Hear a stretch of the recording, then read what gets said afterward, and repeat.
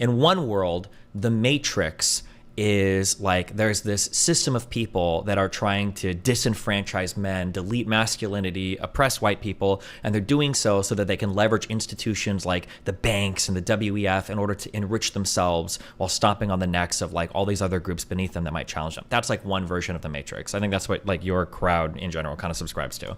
I think that the version of the Matrix that the Tates, or at least Tristan, would talk about is Tristan would say the Matrix are companies telling you to buy a product because it'll make you feel good. It's women telling you to be soft because that's what they want, even though they don't. And it's a thing that is leading to disempower people because instead of telling you the things you need to hear that aren't profitable, it's just products being sold to you by companies and feel-good slogans being given to you by people that don't know what it means to be masculine or be a man, et cetera, et cetera. That's like the quote-unquote the Matrix, I think, that like Tristan is talking about. Wow, hi, what's up, buddy?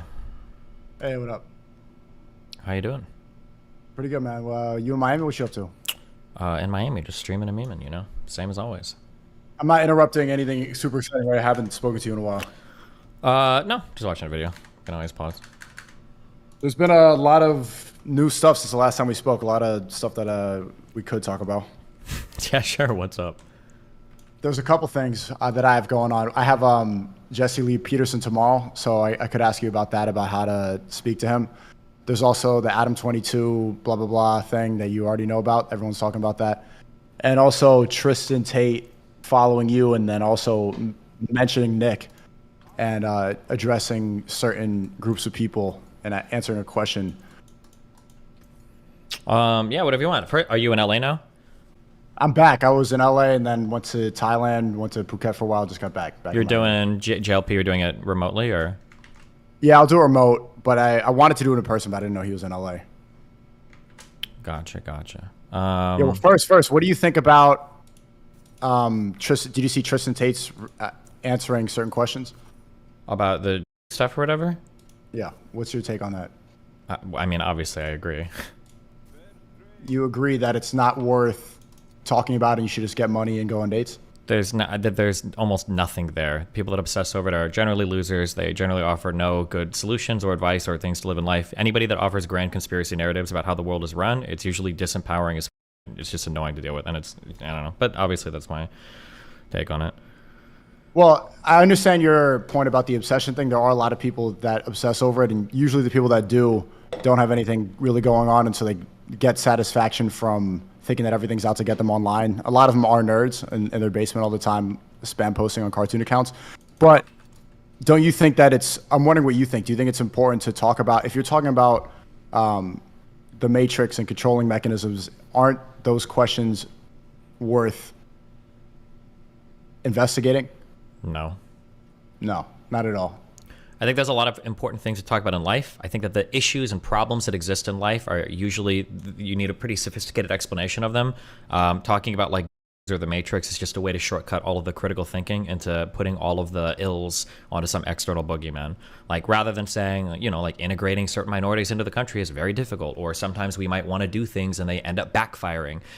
Sometimes, you know, policy is really hard to write. Those answers are unsatisfying, even if they might be the answer. And it's way more satisfying to think like boogeyman uses get all of us to destroy society. Like that's a really fun, it's cool, it's sexy, it makes you feel like you have access to some special information, but at the end of the day it doesn't get you any closer to solving any problem whatsoever, in my opinion, obviously. Yeah, it's not very practical, like making it out of the Matrix and getting your money up and becoming self-sovereign and all that stuff. Sure. But I don't want to talk. The problem, just I guess, like real quick on this, there's like two ways to view like the Matrix. So in one way, there's like the direction that like you, Fresh and Fit, Ryan Dawson, I guess are all in this direction, and then I think Tristan Tate is in another direction. In one world, the Matrix is like there's this system of people that are trying to disenfranchise men, delete masculinity, oppress white people, and they're doing so that they can leverage institutions like the banks and the WEF in order to enrich themselves while stomping on the necks of like all these other groups beneath them that might challenge them. That's like one version of the Matrix. I think that's what like your crowd in general kind of subscribes to.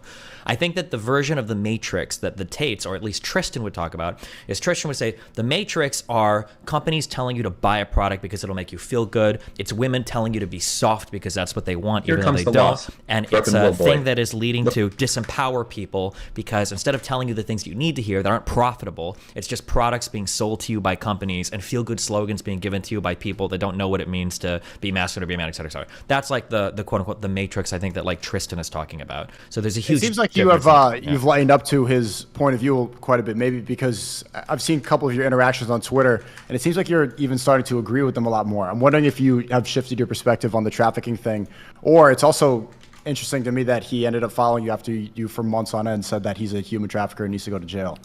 No, I mean, there's always going to be things that they say that I probably agree with, right? There's going to be things that I say, things that he says that I disagree with. I still think they almost for certain are traffickers. But I mean, like I said, the caveat I always give is unless they lied in all of their YouTube videos, that's probably not true. But I mean, I told him as much personally in DMs too, where I said it's, yeah, I mean, obviously I think you guys are traffickers, but I mean, they should go to court, have their day in court, do their shit, but. And he wasn't upset with you? He probably had a cordial conversation. I mean, he was a little upset. I guess he didn't know that, but I mean, I told him, and he said, "Well, we'll see what happens." I said, "Good luck in court." I mean, we'll see what happens. Okay.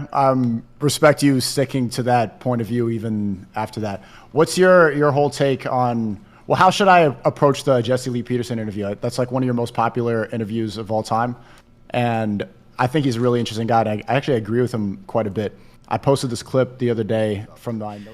Because your upbringing and how you get success is largely going to shape a lot of your life. You make money doing it, people want to hear it, and it's something that you carry with you forever, right? This is part of the criticism. I don't want to get like too much into the other stuff because I don't want to disagree too much, but like a lot of the things that red pillars say about how they move through relationships actually makes a lot of sense if you look at it through a poor lifestyle. When you talk about, like, for instance, a lot of red pillars, when you guys talk about how you manage relationships, when you say the man leads, one of the reasons why that you guys always give about men leading is if you get into a fight, if somebody breaks into your house, this is poor ghetto mentality, right? No middle class person is thinking like, I need to lead my woman for when I have to fight for her life, because middle class and wealthy people don't think that way. But even these red pillars that make like millions of dollars, when was the last time Myron got like jumped with a dude in a gun trying to kill him and his girlfriend, right? Actually, that's not true. Recently, they were at the restaurant after a show, and he had to protect everybody because he's always carrying a gun. And he said, like, everybody get behind me, because there was a fight that went on in the middle of the restaurant. So even when you start making money, that's all. There's always a risk. There's always a possibility. No.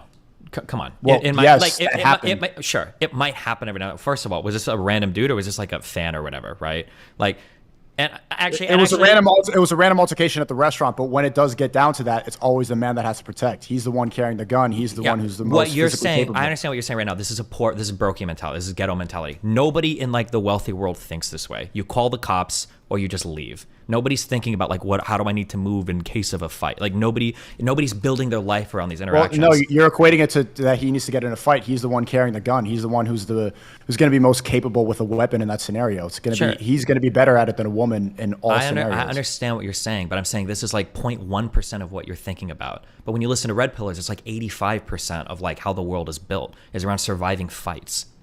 Like, it's just most people just don't think about that, right? You spent some time in Miami Beach. You've been in LA. Like, even in LA, like most places, this shit is not happening. I lived in LA for 3-4 years. I've been to a ton of different restaurants. I've been in weird places in Hollywood, homeless people. Like, I've been down in Miami Beach now. I go all over Brickell, Miami Beach. Like, it's just not something I think about. It's not. It's not ultimately, but the bigger point of it, it's not just about the fact that it's happening all the time, but it's just having that mentality will lead a better relationship. That's sure. I'm just saying that. Sure. All I'm trying to illustrate here is that like that is something that comes from a certain type of background, and it's carried through. Like Myron, and maybe I guess even you, I don't even know, are going to carry this mentality with you for 10, 20, 30 years. But what I'm telling you is that other wealthy people are going to look at you like you're crazy. That'll never change. When you start saying things like, oh yeah, like if you're at a table talking to some wealthy folks that come from wealthy families, and you're like, I need to lead in the relationship. They're like, oh, well, why is that, Sneako? And I was like, what if somebody breaks in here and a fight breaks out? Like everybody's going to look at you like you're crazy. That's not the reason that I'm going to give in that scenario. It's because